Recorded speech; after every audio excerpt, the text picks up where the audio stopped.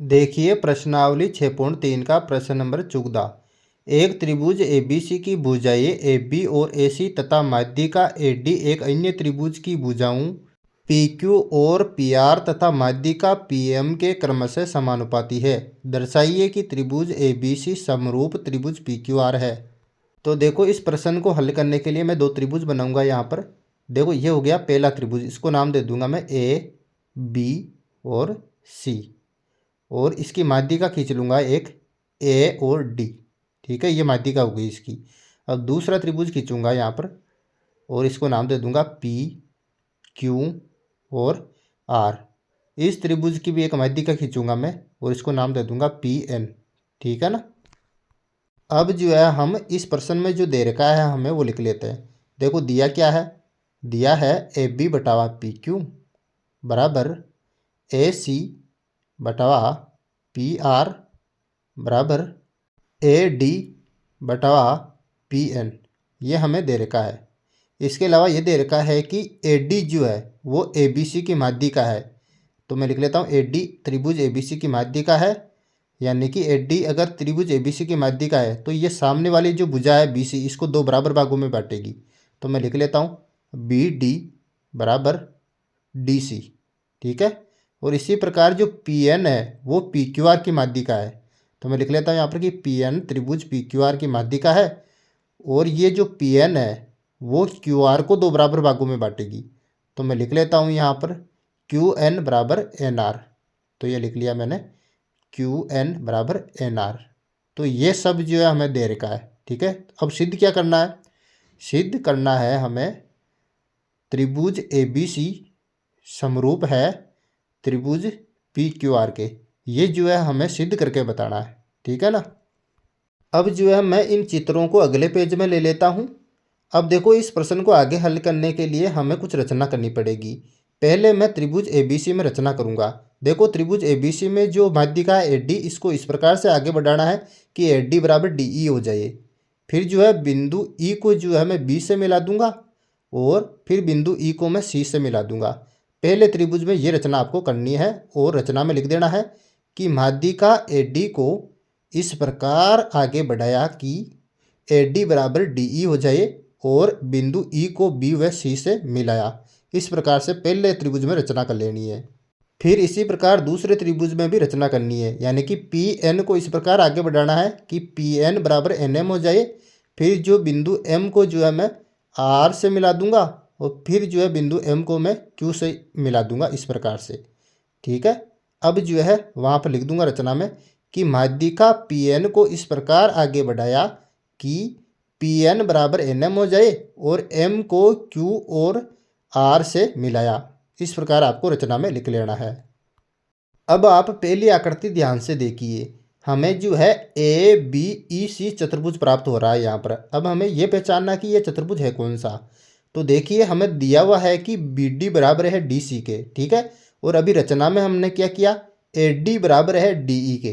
ठीक है, तो यानी कि इस चतुर्भुज के अंदर जो विकर्ण है वो एक दूसरे को समद्विभाजित कर रहे हैं। इसका मतलब ये हुआ कि ये एक समांतर चतुर्भुज है। तो मैं यहाँ लिख लेता हूँ। अब यहाँ ए बी ई सी व पी क्यू एम आर ये जो है समांतर चतुर्भुज है दोनों। ठीक है, तो ये लिख दिया मैंने रचना में यहाँ पर।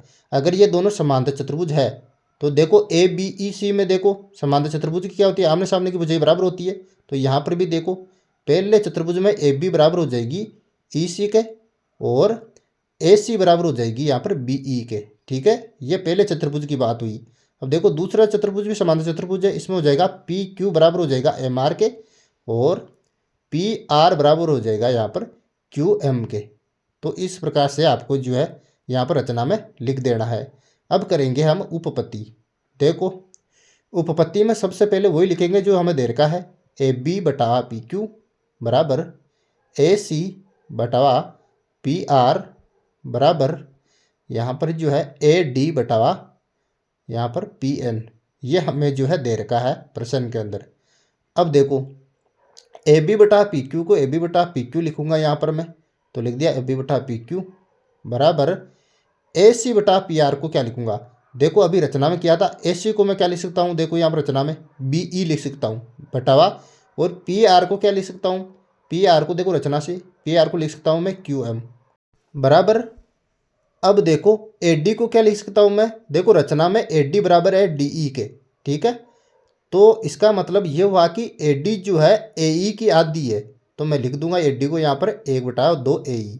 और इसी प्रकार से देखो रचना में पी एन बराबर है एन एम के, तो हम कह सकते हैं कि जो पी एन है वो 1/2 पी एम हो जाएगी, यानी कि पी एम की आधी। अब देखो 1/2 से 1/2 कैंसिल हो जाएगा यहाँ पर, अब बचेगा क्या, ए बी बटा पी क्यू, ऐसा कैसा उतार दो बराबर का चिन्ह, और बी ई बटा क्यू एम की जगह बी ई बटा क्यू एम आ जाएगा बराबर ए ई बटावा यहाँ पर आ जाएगा पी एम, ठीक है। तो अब देखो ये भुजाओं का जो अनुपात आया हमारे पास, ये किन त्रिभुजों के अंतर्गत आएगा, तो देखो चित्रों के अंदर ए बी बटावा पी क्यू, बी ई बटावा क्यू एम और ए ई बटा पी एम, ये आ रही है त्रिभुज ए बी ई और त्रिभुज पी क्यू एम, इन त्रिभुजों के अंतर्गत आ रही है, ठीक है। तो एस एस एस समरूपता के नियम से क्या हो जाएंगे, ये दोनों त्रिभुज जो है समरूप हो जाएंगे। तो मैं लिख लेता हूँ एस एस समरूपता के नियम से त्रिभुज ए बी ई समरूप है त्रिभुज पी क्यू एम के यहाँ पर, ठीक है।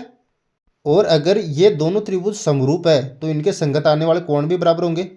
तो ऊपर मैंने कुछ कोणों के नाम दिए 1 2 3 4, तो यहाँ पर जो है कोण 1 बराबर हो जाएगा कोण 3 के।